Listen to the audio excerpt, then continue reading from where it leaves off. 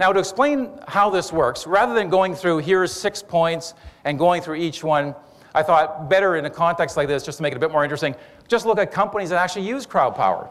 And hopefully some of these examples will stick. Threadless. Now imagine this. If you've got a company, imagine if you had no unused inventory. You sell all your inventory, and you've done so for 6 years. Well, how do you do that? You ask the people what they want, you ask how much they want, and then you give them what they want and how much they want. So 5 minutes left, I think. So that sounds like a no-brainer. You ask them what they want, you make it for them, and how many they want, and you sell it to them. That's what Threadless does.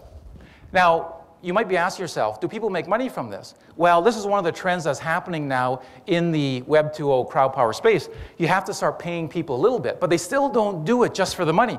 Submit an idea at a chance for fame, friends, and $2,500. So that's a bit of a start. Another example, Fluvog Shoes. There's a shoe company, makes specialized shoes. They have 10 locations throughout North America. They get 10 million hits per month. They do more business off of their website than any single location. They ask the people, what type of shoes do you want? They get 700 ideas. They make the shoes based on that. They sell it back to those same people. Open source footwear. Do they make money? Absolutely. But it's not the core of their business. It supplements their business. Next, Cambrian House. Now, Cambrian House is the home of crowdsourced software. They said, submit your ideas. They got 7,000 ideas. As a result of those 7,000 ideas, what happens is the ideas come in, people then have to vote on those ideas. So they call it Idea Wars. Idea Wars tournament. Eventually you get the winner.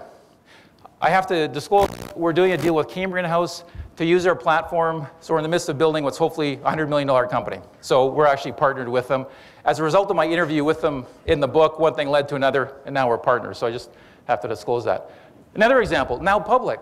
Now, if you think the reason I think this is important is because this whole area changes the way business operates. So when you think of investing or participating, this is something that really can be game-changing.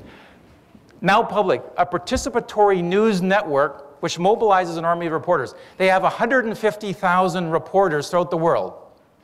They expect to become $1 billion organization and the largest news gathering network in the world.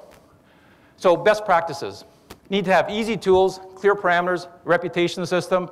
There have to be some rewards, and the company has to be quite transparent and open to this type of involvement.